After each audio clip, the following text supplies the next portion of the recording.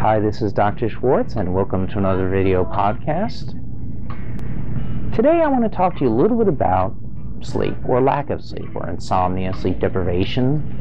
Either way, it's a lack of sleep. So, now before I get into anything today, I want you to talk to your primary care physician or other medical provider about anything that's going to happen in this video, because you want all angles, you want all input before making any decisions. Now, for the most part, we know that having a bad night's sleep is bad. You feel run down. From the research point, we know that it affects mood, it makes us irritable, muscle aching, mood, concentration is affected, memory is, even your immunity can be run down by lack of sleep. Now, today, I'm not going to talk about medications or hardcore behavioral sleep techniques and things of that nature. That's for another time. But I will talk about today sleep hygiene or sleep skills. That's the focus of today. Now, what is sleep hygiene? Basically, sleep hygiene is the factors, the aspects that surround your sleep environment, and the routine or routines that you have on a daily basis that affect your sleep. Now, the first place that I see us beginning is looking at it from a planning stage. And we all have our daily planners and our Palm Pilots and our Blackberries, and we put a lot of work into daily planning. This is kind of the opposite. This is a nightly planner, if you will, a nightly planning for your sleep. A good place to start is the bedroom itself, the environment, the sound, the light, the hot, cold temperature, all the different things that make up your bedroom environment.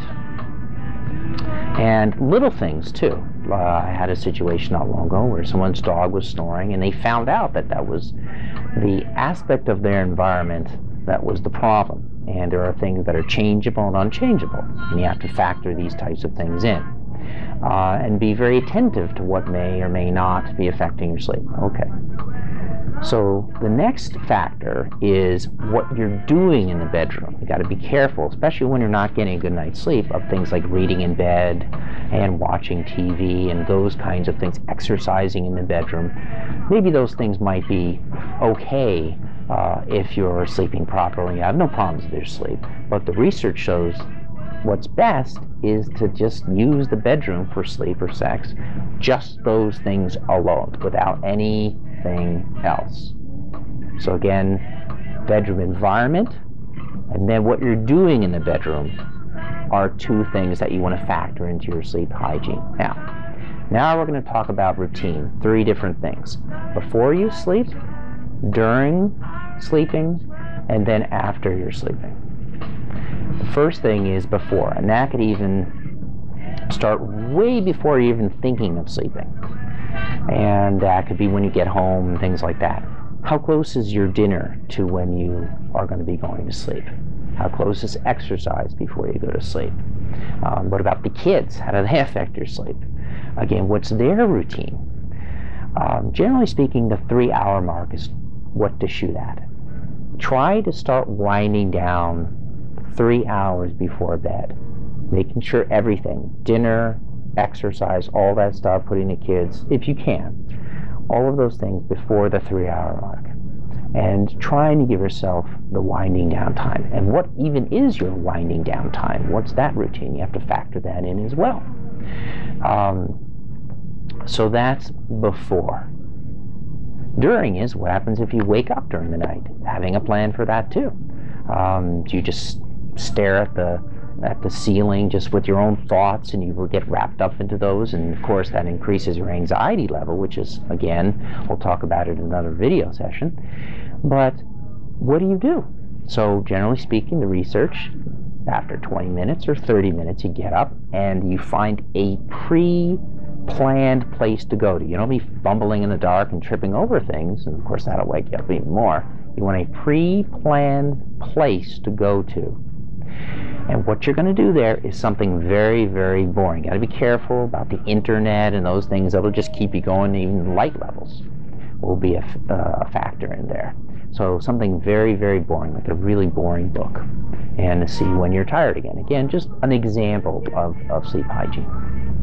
So that's during. Now when you wake up in the morning, that's after.